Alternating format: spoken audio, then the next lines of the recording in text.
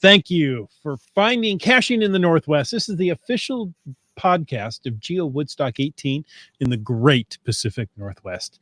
Each week, we're going to talk about cachers from here and all around the world. You know what? We may also talk about caches. So while you're fighting the effects of tryptophan, we'll be caching in the Northwest. That's right. And that means it's time to keep a good grasp on long metallic objects that in your podcast studio. Yeah. I don't know what that was, but it was loud.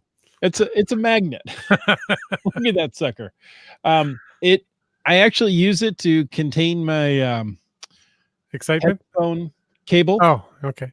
And I pulled back, and that was quite a good ringing, wasn't it? Yeah, it was good. It's not a very strong magnet, but it's a really big magnet. But it's heavy, it sounded like.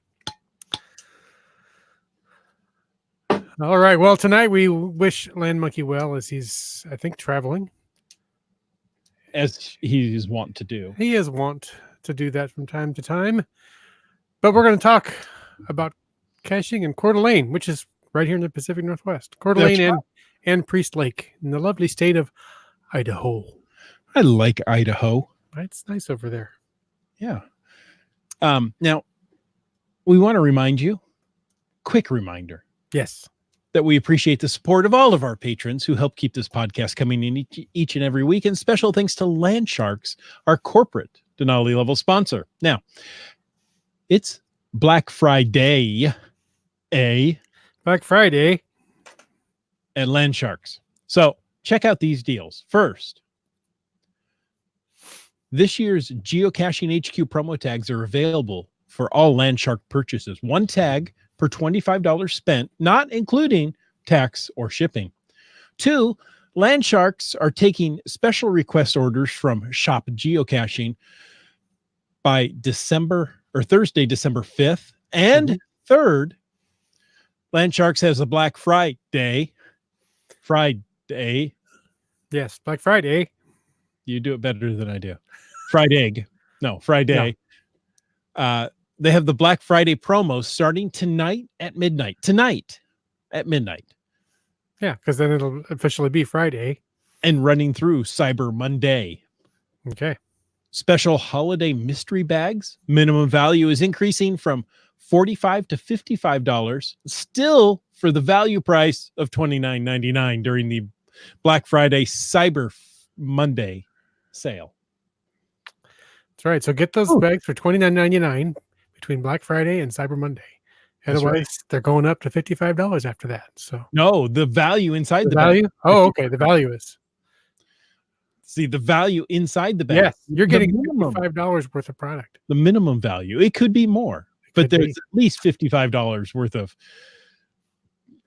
wonderful items in those bags. But you know what? We like the Land Sharks. And if you want to be like the Land Sharks, you could find out more about supporting the show. Just click the Patreon link on the cachingandw.com website. Now, it's time for the glow.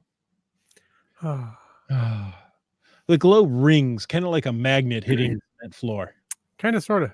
Yeah, that did have a good sound to it, didn't it? But you know what? Just like that magnet hitting the floor, we need your glows to hit the Caching in the Northwest inbox. So whether you read it, whether you wrote it, we want to hear about it because great logs simply make geocaching better. Send an email or a field recording to feedback@cachingandw.com.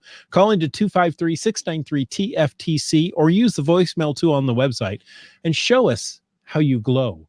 And if you send us in a glow, we'll consider bringing Land Monkey back next week. You're going to have a hard time keeping them away. But yes, send your glows in. Keep, just one glow a week will keep a Land Monkey on the podcast. You too can help. You too. Hey, this week's glow was via Subway Mark.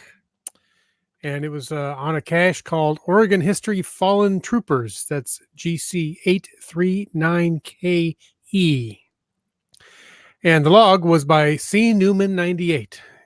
Say it with me now. Newman. Newman. Okay. Hello, Newman. Hello, Newman. Their log reads, originally, we didn't think we'd be able to get down to Salem while we were visiting the Portland area. We usually prioritize visiting state capitol buildings while traveling, but this one seemed just a tad too far away to squeeze into our single day in Portland. The reality of the day, however, changed our mind. We had our fill of Portland quicker than we expected, and all agreed that an hour drive to add another capitol building to the list was totally worth it. Away we went. We had no idea that the day we were going to be in town was also the Hoopla event. There were cars everywhere, and parking worried me. We were able to snag a pretty good spot on the street, free parking on the weekends too, and walked just a couple of blocks to visit the Capitol building. We grabbed our pictures as we always do, and then I started looking for a cache to find. I always find a nearby cache to put a smiley on the map as close to the Capitol building as possible. Seeing that the actual Capitol puzzle isn't accessible right now, this was the next closest, and I won't turn down the opportunity to find a non-traditional. All four of us worked together to solve the puzzle. I do have to add, this memorial is heartbreaking and beautiful. It is a truly perfect testament to the dedication of these troopers. After grabbing our information, we crunched our numbers and began the short walk back to our final waypoint. I pointed out the beacon before we even got there, and GeoJedi04 and I both began inspecting. I told him to check this place while I checked that place on the beacon, and I happened to find it in that place. We signed in with our initials to save room on the log. Then we got everything tucked away again and headed off in another direction. And they closed their log with signed logged TFTC. And they go on out to give a little overview of their family vacation, which sounds great. I don't know where they're from originally, but they came to Seattle through the Olympic Peninsula, Victoria, Vancouver, back to Seattle, Mount Rainier, Mount St. Helens, Astoria, Portland. Yeah, that was day 9 that they were down to Portland and Salem. So thanks to C. Newman 98 and GeoJedi04 for visiting the Northwest, and thanks for Subway Mark for contributing that glow. Very nice. You know, we've got a great area of the country to go visit. You know, you can spend 9 days and only go a couple hundred miles. Well, Sure. Several hundred if, you don't plan it right. Like I would. Let's go here, come back. Let's go here and come back. Oh, nice. If you have a comment, you want to add something to tonight's chat, perhaps you know Coeur d'Alene better than anyone else. Maybe you're like Highlands guy, knows that Coeur d'Alene's library is famous these days. And I don't know why. So add that using the hashtag CDA. That's the abbreviation for Coeur d'Alene. If you're in the know, you know all about CDA. Yeah. All right. Well, should we go to some news? This is from not the Northwest, but Clearfield County, Pennsylvania, I believe it is. The Lawrence Township Police there arrested a man from Altoona. He was under the influence of drugs. He stole a motorcycle. He broke into a car, and he attempted to break into a business. They got a call about a suspicious man there on the 19th of November, and they found him there. He had started a verbal altercation with the owner and customers of the Little Red Groom Room shortly after trying to break into their business. This doesn't sound like a great upstanding citizen there of Altoona. He had already broken into another residence, attempted to take a motorcycle, and just pushed it onto the roadway. He got into an unlocked car, took all the loose change and clothes before going into the restaurant and starting the altercation. You think, well, why is this being read tonight on this wonderful podcast? And it says the press release states his excuse or his story to the authorities is that he was merely geocaching. I wonder if he found it. He found something. Yeah. Oh boy. I have a Google search for geocaching in Washington, and because it happened on Washington Avenue there in Clearfield County, Pennsylvania. And Brylang says Lawrence Township is in Northwest Pennsylvania. So, there we go. See, There we go. Now we know. But it was one of those things. It was like, well, I'm reading this going, why is this? Why did it? Yeah. Oh, at the very end, he claimed he was Oh, there's that little teaser there at the end. Yeah. Yeah. Thanks for bringing geocaching into that mess. Yeah. So if you're just joining us and maybe you're new to the podcast and new to geocaching in general, let me just state for the record, breaking into businesses, stealing motorcycles, taking things out of cars, those are not considered good geocaching etiquette. We do Ooh. not condone those activities. That's right. And so don't do that. We're giving you a good, bad example. This is a very bad example. Oh, Land Monkey isn't here, but we have GeoWoodstock 18 news. Straight from the monkey's mouth. Yes. Do you know that that's coming up? It is. Yeah. Summer 2020 in Seattle. And I'm going to say, I know the thing. I'm trying to not Victoria, Vancouver, the Vancouver area. Wow. Thank you. Thanks for not saying anything. I'm just maybe it's up like Abbotsford area. Yeah, it's Abbotsford. Okay. But I wanted to give the general area, and suddenly Victoria popped into my mind, and I knew it was wrong, and I wasn't going to say it. But you did. That's okay. Yeah, the GeoWoodstock is up there. It's geocaching's anniversary that's in Seattle. Right. So, I mean, next summer, August, which, we are not far away from not at all. We are closing into it quickly. If you haven't made your plan, you have to start working on those plans right away.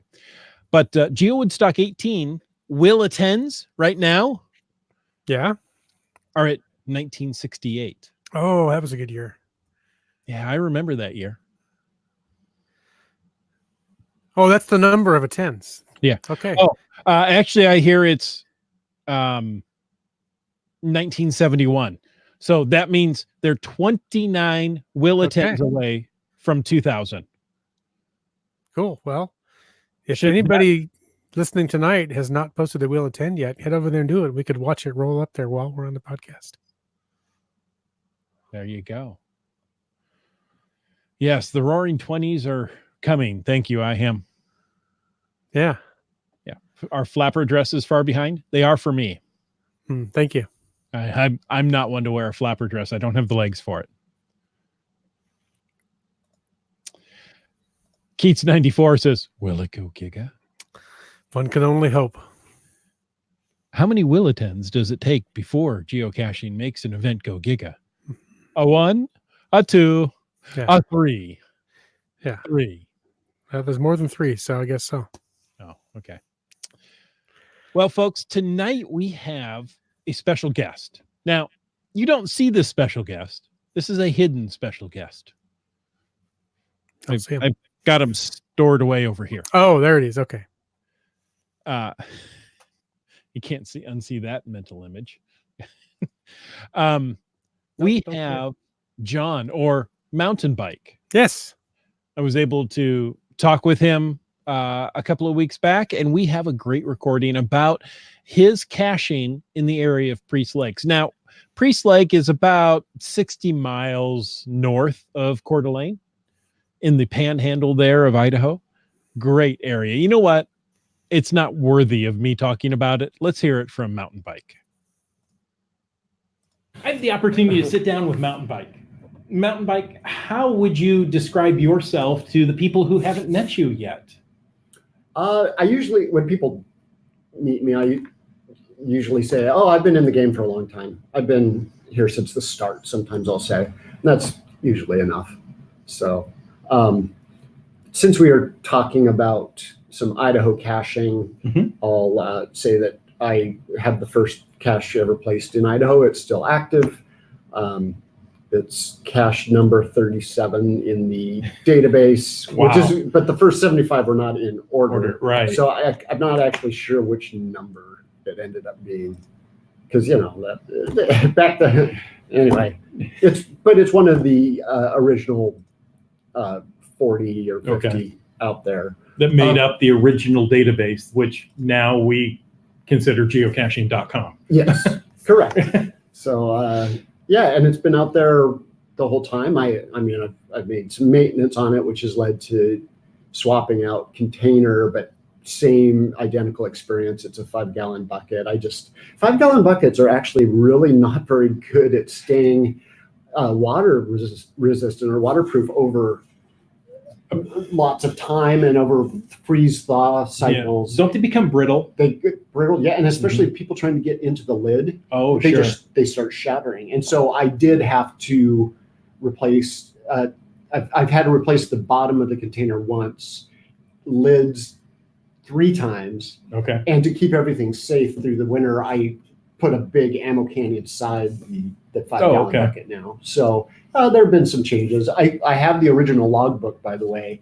It got soaked because of one winter that it disintegrated and the contents got wet. That's when I decided to put an ammo can inside to keep everything safe. But Cashier saved those original pages for me that were just soaked, and I have them. Oh, that's cool. That's real history. I mean, from a sport that is only 19 years old, coming up on 20 years old, that's history. Yeah, I guess it is. I'm more.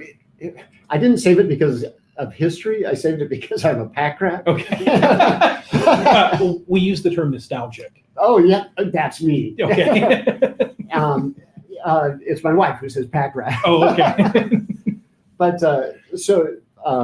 actually, with 20 years coming up, I was planning to have an event this summer at Priest Lake, as close to, if not on the anniversary of when I placed the cache, and that would be a perfect time to have those pages and show people, if they're interested. I could say, oh, here's the original logbook, all soaked as it had been. Hopefully, it's dried out by now. It's nice and dry. Okay. Yeah, I'm not sure how legible, but yeah.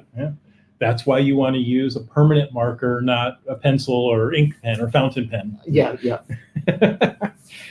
Just so your name will stay on the log for 20 years, because that's really what you're thinking about when you're first signing it. This is going to be here for 20 years and people are going to read it. No. Well, you mentioned Priest Lake. Yes. Tell us about your connection to that area. It is a significant connection for me. I grew up as a boy going there with my family and camping. And my family, meaning my dad,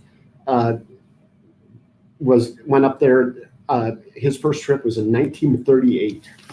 Wow. And he went with some friends from his hometown in the Palouse. And so he always had a connection to it. And as a result, at one time before I came into the world, he had a cabin up there, and then he started a business and got rid of the cabin. Long story short, in exactly December of 1975, we bought property up there, built a new cabin. We've been there ever since. And my wife, I met her because her family owns the cabin next door. Did you literally marry the girl next door? I married the girl next door, yeah. And we got married at the lake.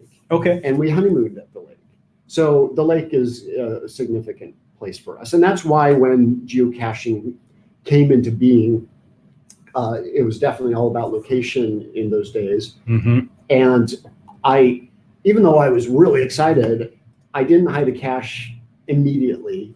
I waited a month because I wanted to get up into the mountains. And of course, there's snow at the lake. And I picked the first of the mountain peaks I like to frequently go up to, usually on a motorcycle, as soon as it became snow free. In fact, in the photo on the cache page, you can see my sister standing on a snow bank that was still left over, because that's as close as I could, or the snow had just receded. Okay. So I had just placed it.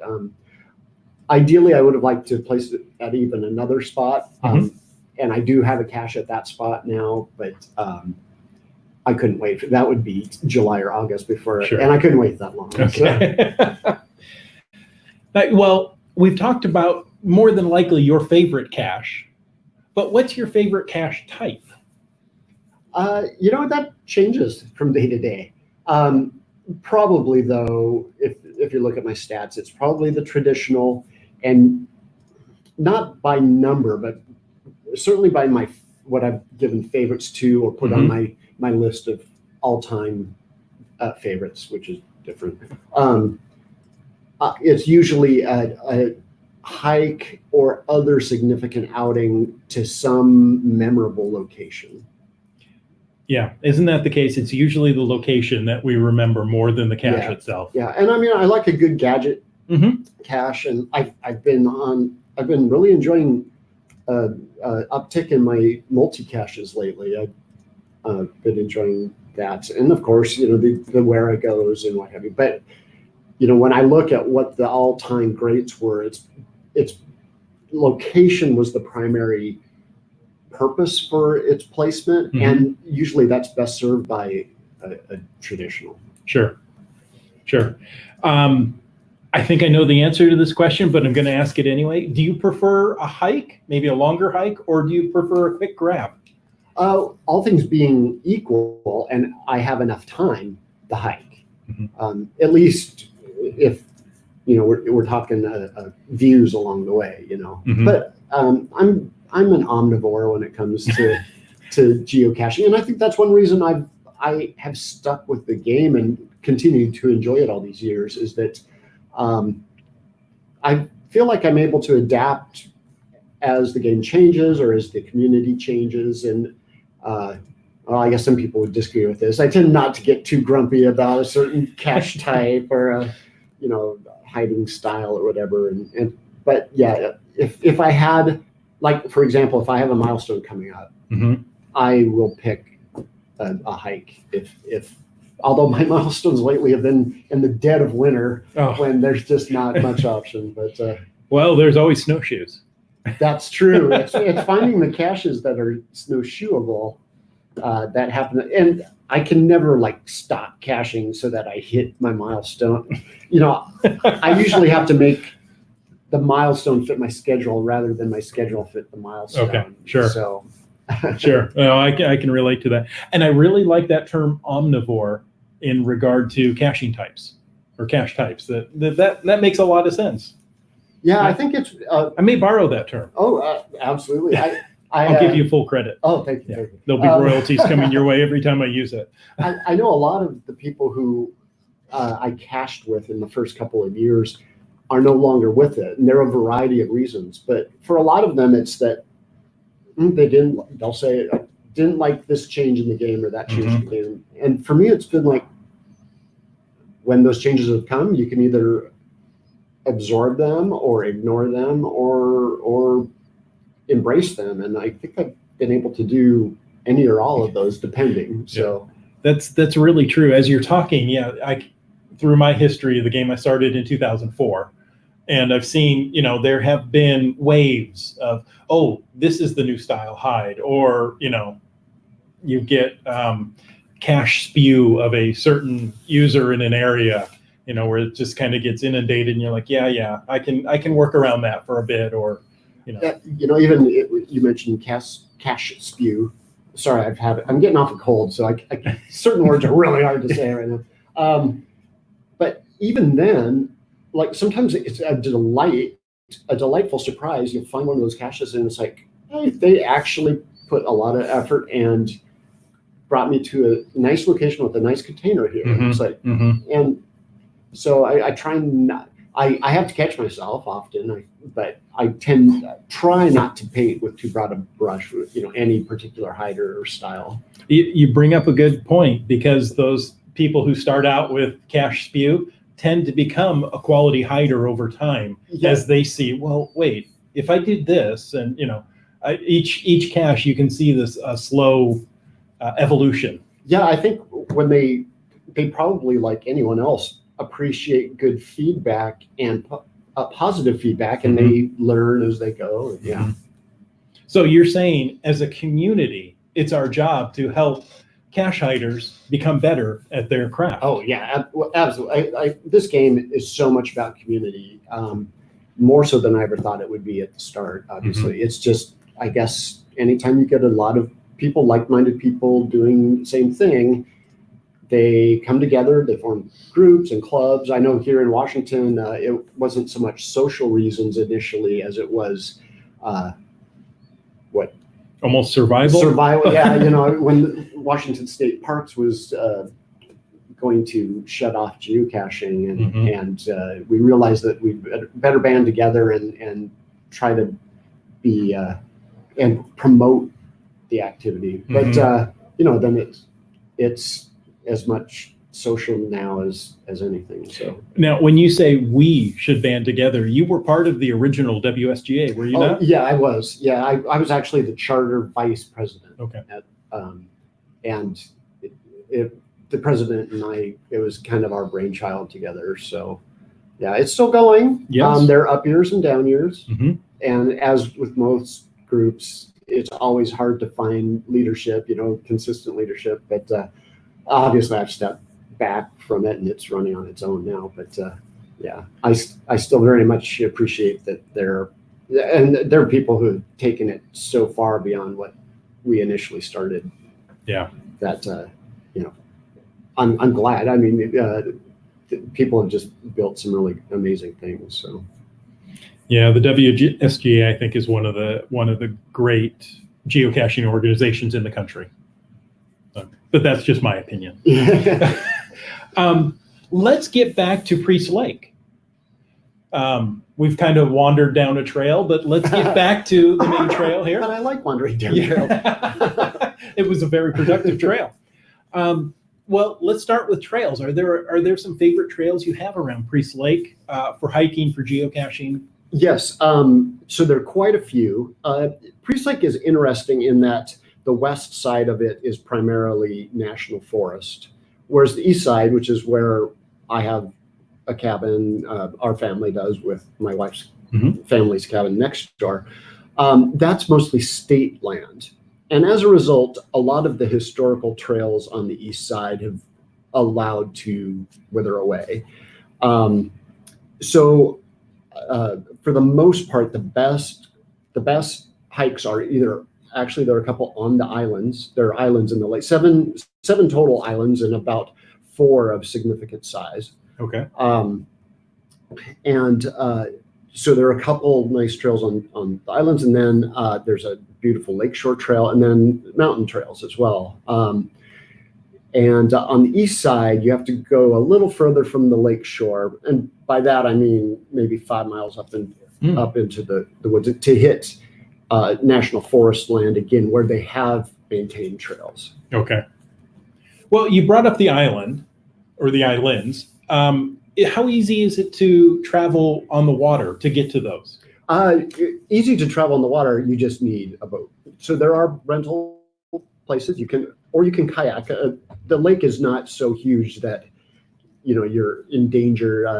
Like one of the islands, and it's called 8 Mile Island because it's 8 miles from the southern end of the lake.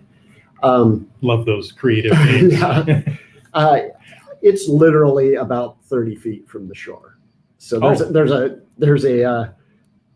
just a thin channel separating it from the mainland, and actually the oldest cabin on the lake is on the island, and it's on the National Historic Register. Oh, interesting.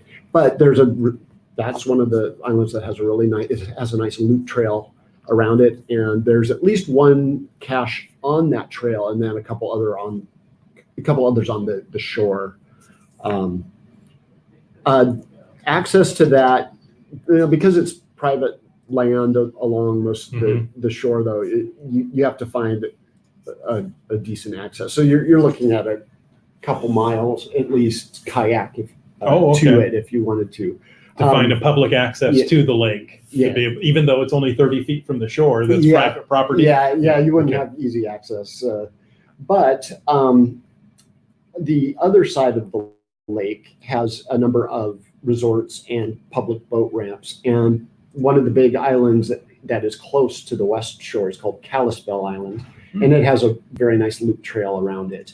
And that would be maybe a mile of kayaking from there's a Ledgewood picnic area is directly across the water from it. That's easy boat ramp and public access. And then not much further to a couple of the big resorts that are on that side of the lake. Nice. Now, as you're hiking these trails, we have people that listen from all over the country, all over the world, and they're thinking, hey, this sounds like a good place. I want to go there. What elevation gains are we talking about as you're on the islands and around the lake? Well, the islands themselves are, maximum 200 feet or so above the water, and the trails don't. The trails are essentially lakeshore trails. Okay. They're running around the rim, and the lake is not that high. Someone in Colorado would sniff at it's 2,400 feet elevation. But somebody from Illinois thinks, wow, that's really quite high. Yeah. Well, now so the lake's at 2,400, but I have a cache that's probably 5 miles as the crow flies from the lake at the summit of Mount Ruthan, and that's 5,000 feet higher. So it's a great hike, and it's not a bad one because you can drive up to, I think you're probably driving up to above 6,000 feet to the trailhead, and then it's 2 miles and maybe 1,700 feet of elevation down to the summit. Not too bad. So you can have terrain if you want it, and then that's the Selkirk Crest, very rugged, roadless section of mountains that have a very, very unique, beautiful feel to them. So nice. Lots of granite. I'm gonna have to get out there. Maybe not during the winter months. Oh, winter is good though. Oh, is it? You can snowmobile. There are over 400 miles of groomed snowmobile trails. Really? Yeah. Including up to that trailhead for Mount Ruthan. There are a couple areas of established cross-country skiing areas. Okay. And of course, snowshoeing everywhere else. I had no idea they had groomed trails for that. Yeah. Are the caches designed for winter as well, or are you going to have to dig through the snow? Until it got muggled a second time, I had one specifically for snowmobiling, although it could be found any time of the year. But I called it Snowmobile Cache Number 1 because I was sure I was going to put out a bunch of them. But there was a snag. I guess it's halfway between snag and fallen log because it was cantilevered out kind of toward the road. Okay. And rotten at the top, and so there was a depression at the end of the log, and ammo can fit in there perfectly. And it stayed there for years, but then someone learned that that's where a cache was, and it started disappearing too frequently. That was a nice snowmobile one because you could reach up into it in the summer, but in the winter, the snow put you up a lot higher, and it was just an easy grab, but it's still out of sight. And in a spot where you wouldn't normally just stop and, oh yeah, there's something in there. But someone figured it out and ruined it for everyone else. So it's good both summer and winter at Priest Lake. Absolutely. It is a destination snowmobile location in the winter. And of course, in fact, not to bore everyone, but there's been quite an outcry up there because there's one cell tower for the entire lake, and in the summer, with people flooding into the area, to recreate, cell coverage just drops to nothing, or at least data throughput. Sure. And in reading about that, I found out there's something like 800 permanent residents at the lake. And that on those summer weekends, it's swelling to 20 to 30,000. Wow. So that's why that poor little cell tower is like, oh my God, what's going on? It's just inundated. Yeah. So Monday through Thursday, you probably got good cell coverage. Friday, Saturday, Sunday. Well, but in the summer, darned if a lot of those people don't stay for the week and or work remotely or what have you. So what about the winter though? Winter, oh my God, you have blazing speed up there. So it just depends on the time of year whether you're going to get good data connection or not. Well, but anyone going there, I warn you, even with good cell coverage, once you get up into the mountains past the lake, you have zero. No, so there you go. So that's good advice to cache your maps, cache all your data. Cache your data, and also, so not to bore people again, but so for years I didn't provide waypoints for how to get up to my Camel's Prairie cache. And this past summer, I finally did. After, like, in 1 week, I got, I think, 3 requests from people, 2 of whom I think had tried to go and got lost. And I said, it's time. And the problem is, even after 10 years, Google has never bothered to map the area. They do not. Everyone relies on Google Maps, myself included, to be accurate everywhere. For whatever reason, Priest Lake area, they just have given up. And do not rely on any map source out there unless, like, I've created a map set for GPSs. I haven't updated for a while, but fortunately up there things aren't changing that quickly. That has most of the current roads, but I even after I put the waypoints on the cache page, I had someone write me to tell me that they were wrong because they didn't match up with the maps that they were looking at. And I was like, yeah, that's the point. That's why I'm adding them. Yeah. And don't trust them. Don't trust the map. Trust the waypoint. Now people have been using those waypoints and they say they're right on. So trust the waypoints. Don't trust the maps. Nice. Now, your geocaching name, Mountain Bike, leads me to the next question. Are there good biking trails up there as well? Oh yeah. So again, on the east side, because of the fact that it's state, there's not a lot of trails that are maintained any longer, but there's still good roads if you want to do roads. But on the west side, lots of good mountain biking. There is a beautiful trail that runs from the upper end of the lake along. So there's the main body of the lake, which is 19 miles long. Then there's a 2-mile thoroughfare, which is essentially a river with minimal flow through it that connects Upper Priest Lake, which is about 2.5 miles long, to the main body of the lake. It's fully navigable by boat. Okay. The upper lake has some limits. You can't water ski on it, but you can use a power boat. Okay. But a lot of people like to canoe it and kayak it because the thoroughfare is very peaceful. You can't, no wake allowed in it.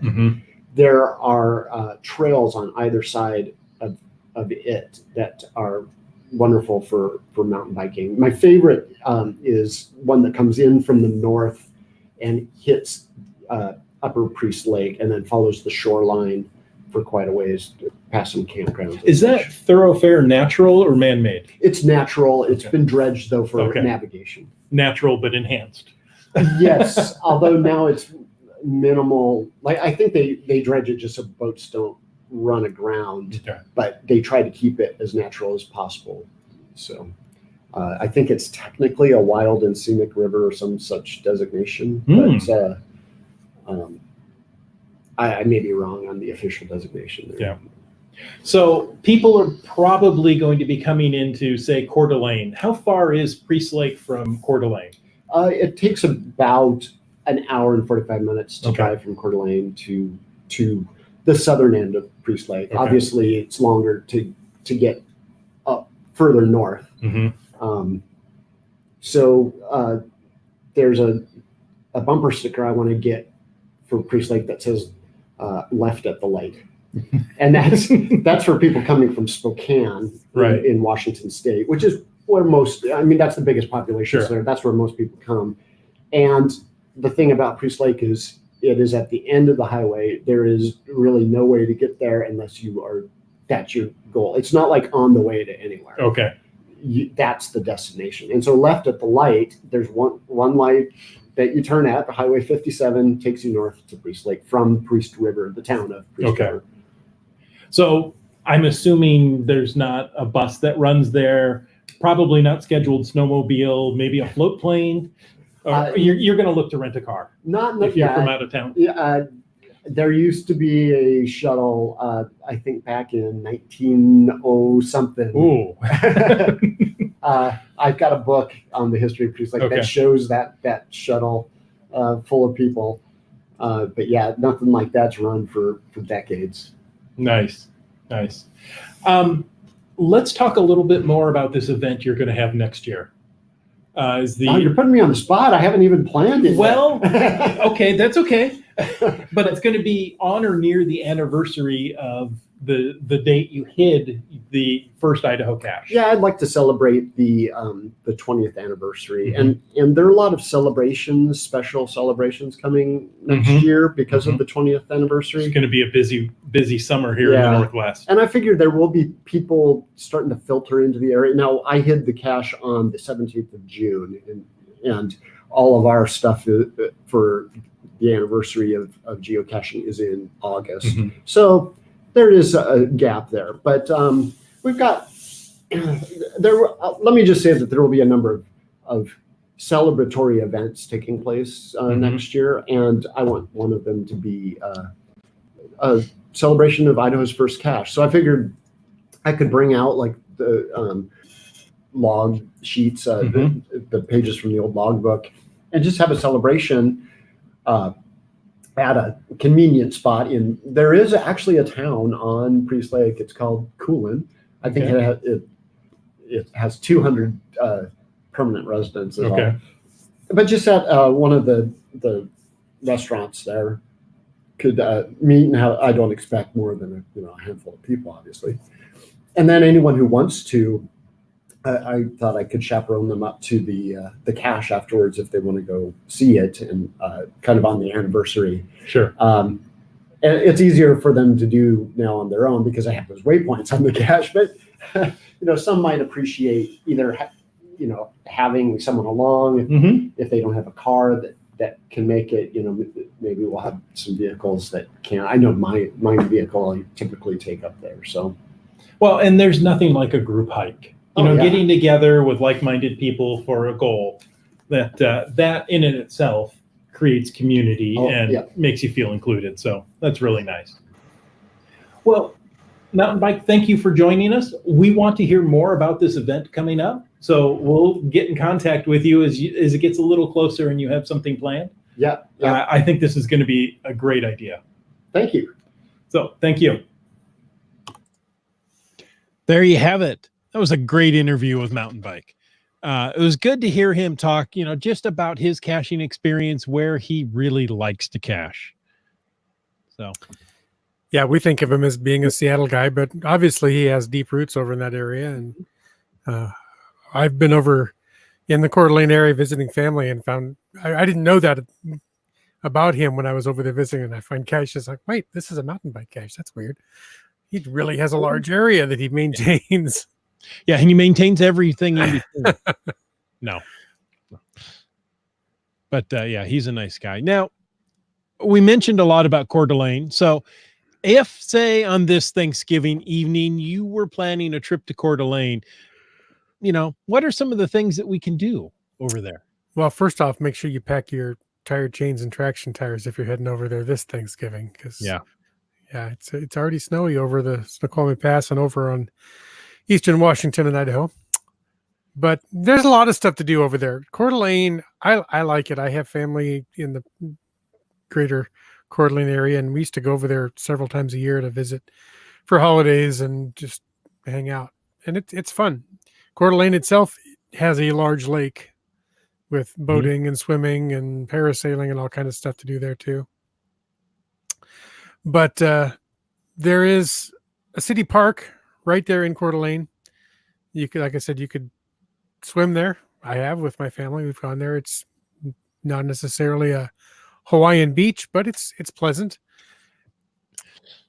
You can get tour boats, seaplanes. You can parasail. I've parasailed over that lake, and I have. Yeah, it's the only place I've ever parasailed. It was on my bucket list back when I used to go out and actually do vacation stuff, and it was really fun. I enjoyed that quite a bit. Now I see you can parasail right here in the Tacoma waterfront. I haven't tried that. Yes, I've seen that as well. My daughter wanted to do it several years ago on her birthday. I said, yeah, and she just couldn't quite get the gumption together. She wanted to, but anyway. Yeah, there's a little bit of gumption required, but not as much as some other activities. Mm-hmm. But you can go to that park there. It's a big park, and there's lots of events that happen there. There's Bike to Work Week. There's Earth Day Fair. They have movies in the park and summer concerts. like I said, those things are summer. You're probably not going to want to sit out in the park and watch a movie right now. Why not? It's a little bit chilly. You know, people who live in Coeur d'Alene are prepared for this kind of chilly. True. But even so, I don't think the city's going to be playing any movies. Oh, So, that. yeah. They, if I remember right, they have wood boat festivals there right along the hotel at near that park in the summertime. And I think they even had some boats there lit up with Christmas lights last time I was there. I haven't, full disclosure, haven't been to Coeur d'Alene in several years now. I used to go quite a bit, and life has been busy lately. I haven't been back, but I've really enjoyed that area. Mm-hmm. Well, if you want to explore the lake itself, and there is a lake at Coeur d'Alene, you know, you can get right on the water. You can rent a boat. There's a good way to explore the lake. You know, there's also fishing and golfing opportunities. There's bike trekking along the Coeur d'Alene Trail. Mhm. Yeah, those are fun. Yeah, boats, bikes, all the outdoor stuff that we love here in the Northwest. You can take a scenic airplane flight over there too.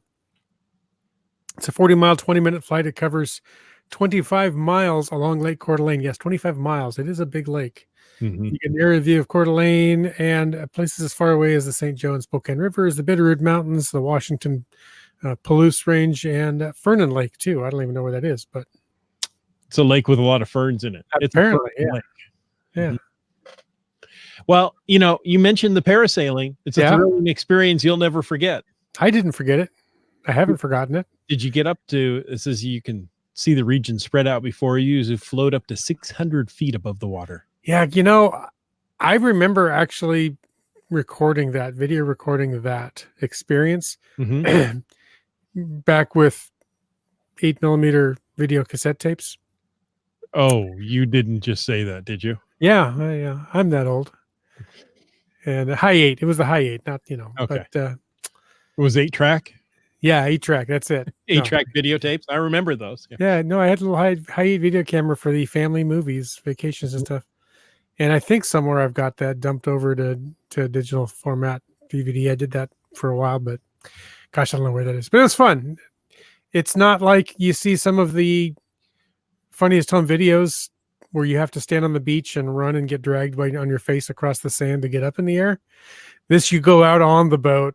Right. They inflate the parachute behind the boat, hook you all in, and then just reel you out. So ideally, you never get wet at all. They like to play with you a little bit when you're reeling you in and slow the boat down until you drop down enough you can tip your toe in the water and then rev the throttle and take you back up in the air. But it's fun. It really was an enjoyable time. Nice. There are also cruises on the lake. Many family cruise services can take you along the shores. You have an opportunity to view spectacular celebrity homes. There are some gorgeous homes on the lakeshore, and the Spokane River that feeds into Lake Coeur d'Alene also has many fancy celebrity homes there. I don't know who the celebrities are, but there are fancy homes there. And I'm trying to remember the name of the resort. There's a resort there south of Post Falls to the west of Coeur d'Alene, closer to the Washington-Oregon border, that they have a paddle wheel boat. We took a cruise down the river there into Lake Coeur d'Alene on the paddle wheel boat. Great time. It's the only cruising I've ever done there on boats. It's fun. Nice. Now, did you see the world's only Great Island Golf Green? You know I've seen pictures of it, and I know people that have golfed there. I can't remember if we saw that in person or not. But yeah, if you're into golf, that I'm told is a very unique experience. Yeah. There are specials for, Thanksgiving. You probably have missed that one now. Probably. But Christmas and New Year's celebrations and Journey to the North Pole cruises. Yeah, they do big 4th of July fireworks shows on the lake too. Yeah. I wouldn't be surprised if they also did fireworks for New Year's Eve. Mm-hmm. So, and September 3rd, just because it's a day. Sure, why not? Yeah. August 29th or something. Mm-hmm. They have McEwen Park there in Coeur d'Alene. It's home to many excellent and exciting facilities. They have the city's largest playground and splash pad there, and they have an off-leash dog park there. Those are getting very popular in the Northwest. Yes, they are. basketball courts, tennis courts. You can just spend a whole bunch of time outside there. And it doesn't say it here, but you can geocache there. I have. What? Yeah, I know. There's scenic trail. You can go up Tubbs Hill. There's a Centennial Trail that begins there at 9 Mile Falls, ends at Higgins Point. It runs right through the middle of McEwen Park. It's a big park. I don't remember how it compares for those of us down here in South Sound to Point Defiance Park, but it's a pretty good sized park. There's hiking trails, and we spent many a happy hour there in the woods. Well, while you could be caching, these are ideas for the non-caching spouse. Yeah, but really, aren't you going to convert them? No, never mind. That's I didn't say that. you know. Yeah, Yeah, we're not but getting into that. you want to? We'll have marriage advice on another episode. Yeah, don't ask me. You're sure you'll want to stay tuned for that one? Yeah, I'll be listening on that one, trying to learn something. So will I. Now, I didn't know about the North Idaho Centennial Trail. It's a 24-mile vehicle-free trail that connects Higgin Point State Park to Lake Coeur d'Alene in the Idaho-Washington border. So 24 miles of trails. I'm sure every 10th of the mile there's a cache. So that's like, 240 caches. I wouldn't be surprised at all. I wouldn't be surprised if Mountain Bike owns a cache or two along that trail. That's right. Yeah, there's some great trails over there. It's a great outdoor activity city. There's also the Row. Is it Row or Row Adventure Center? It's on the lake. I'm going to call it Row. Sure. Row to the lake. It's been recognized as one of the best adventure centers by National Geographic. It has a broad range of exciting activities. You can kayak there. You can go fly fishing. You can take a bike ride on the Hiawatha Trail. And nowadays you can go stand-up paddleboarding and you can rent bikes. I don't think they did stand-up paddleboarding back when I was going down there because I don't think it was a thing then. If it was, It was a rather niche hobby, but it's become very popular too. That's another one I see here in the Tacoma waterfront. I haven't tried that one yet. I see. I should have done it when I was in Hawaii, but I didn't. Yeah. I hear that's a very good way to get around some of the islands is to stand up paddleboard. I did chat with someone, and this is completely off topic. Maybe I'll save it for the after show. Okay. Now, you were able to parasail, but have you ziplined? Not there. But boy, I would sure like to. Yeah, there's a zip line there as well. Guests are shuttled to the Timberline Adventure zipline property above Beauty Bay. There's an exciting drive and an 800-foot vertical climb with the prelude to a breathtaking flying experience that includes the rush of soaring from tree to tree. Now, I hope that you're shuttled up the 800-foot climb. I don't know. I'm looking at this going, I wonder if you have to climb, 800 feet of stairs to start this thing. Or I mean, that would take Land Monkey about 12 seconds, but right. This old flabby boy would take hours huffing and puffing up there. And then you just, open your mouth. You can get all that air back into your lungs as you're soaring. Yeah. And, with my luck, I'd be more like George of the Jungle, hitting tree to tree to tree. And that's not fun. No. You know what else is fun? Alpacas. Alpacas are fun. There's a 40-acre alpaca ranch right there. The 7 Stars Alpaca Ranch. You'll have the ability to meet other ranch animals as well as a plethora of other wild animals. Oh, yes. Turkey, deer, elk, and moose.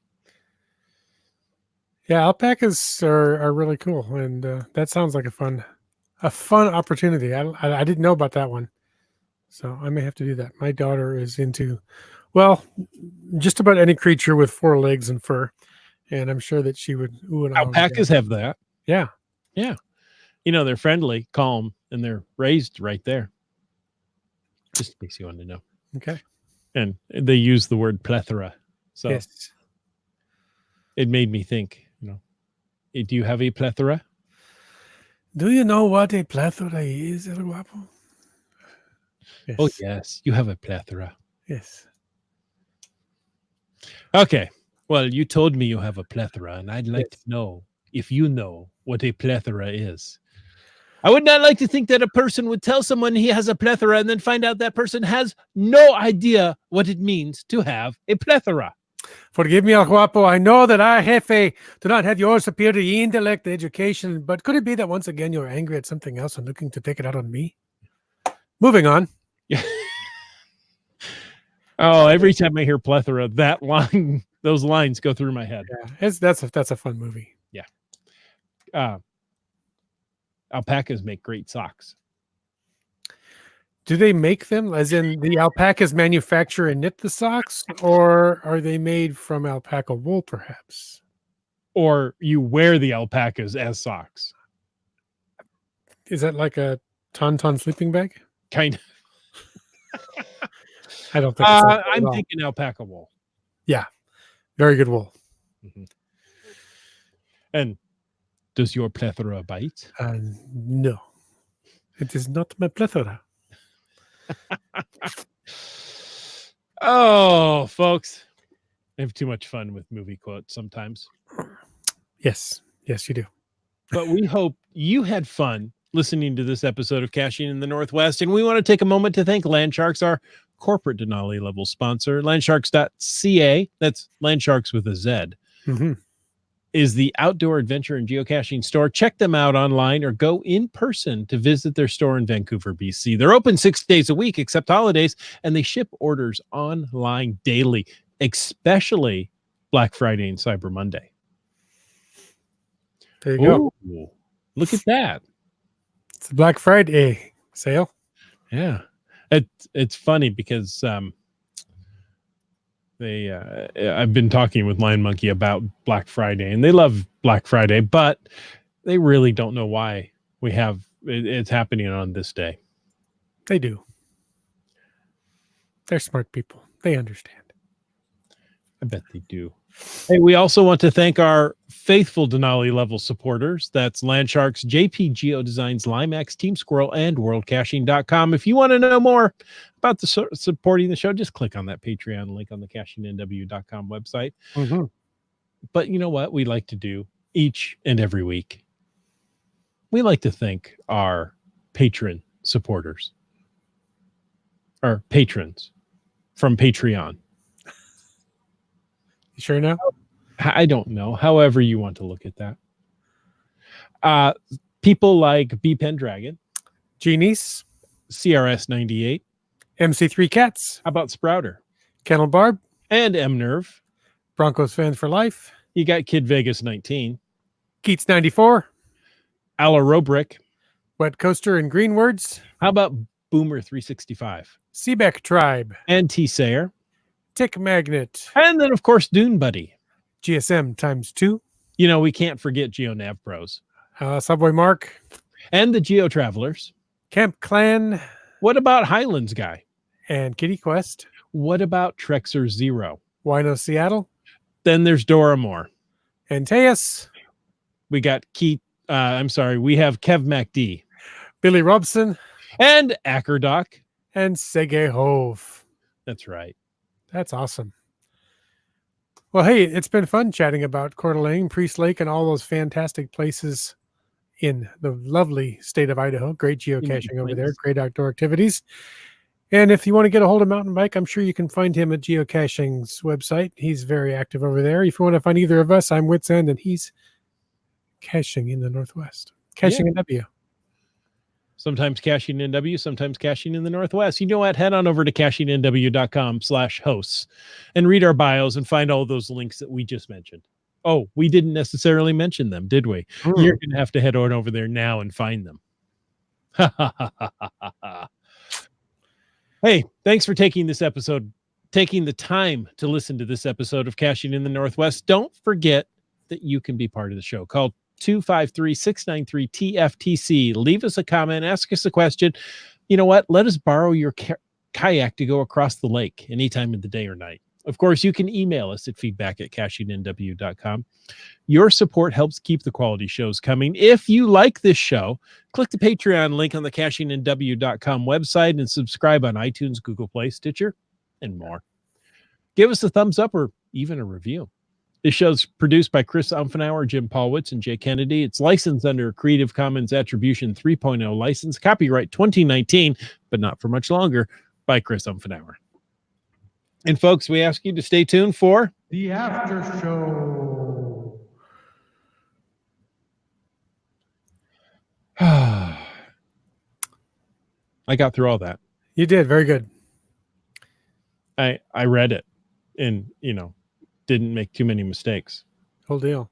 Well, Hey. speaking of the after show, we got stuff here posted by our chat lackey. We got Fatasses. Yeah, from Stark Casher.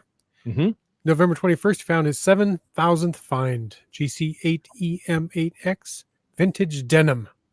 It's the first find on a short geocaching trip 25 miles south of Toledo to a park in Bowling Green, Ohio. That's kind of your old stomping grounds. I know both Toledo and Bowling Green, Ohio. My mother was she born in Bowling Green? She was raised in Bowling Green for several years. I'm not My sure. brother went to Bowling Green State University. Oh, wow.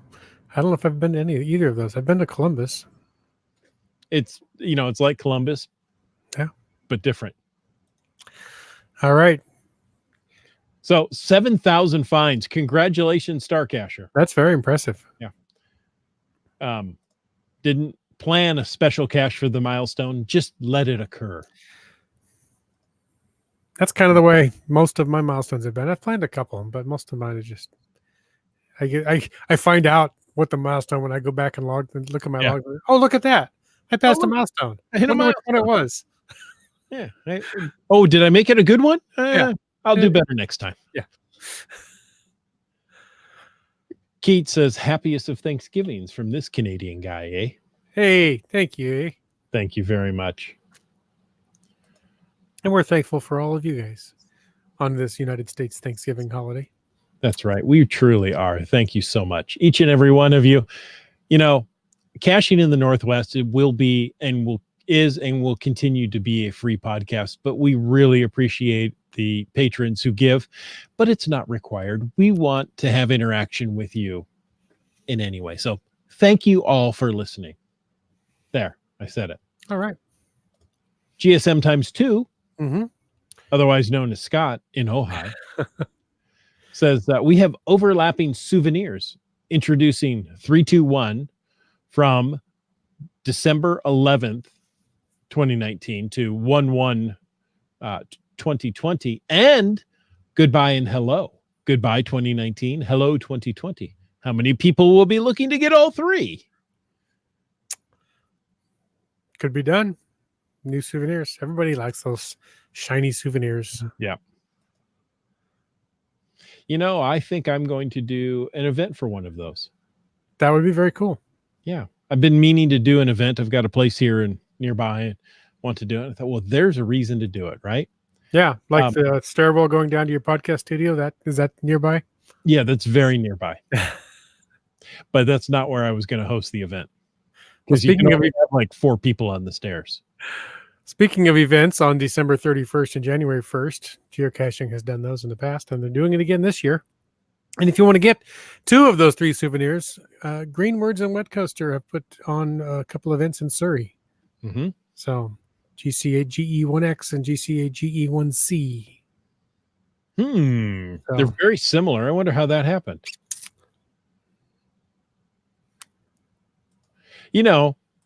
If you're looking to do some Black Friday shopping, Starcasher bought a 50-inch TV at Walmart for $148 this evening.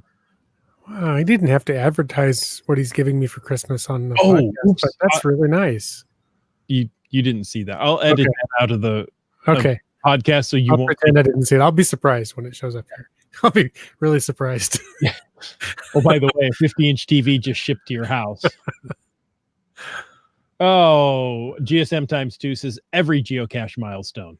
Every geocache is a milestone find. Yeah. Yeah. Because, I've never done geocache 3,362 before. And we've never done episode 331 of the podcast before. That's right. This is a milestone podcast. That's right. Yeah. Keith says that he's thankful for this podcast. Thank you. Oh. As is Marcy. Thank you for an entertaining podcast. Happy Thanksgiving. Scott, I'm sorry, GSM times 2, otherwise known as Scott in Ohio, will be getting all the souvenirs. He would be getting all, not just the 3. I think he means all souvenirs. He's going to be working on getting them all. All your souvenirs belong to him. Ooh. something like that anyway. MC3 Cat says, I would rather be doing Black Friday geocaching. I have to agree. Yeah.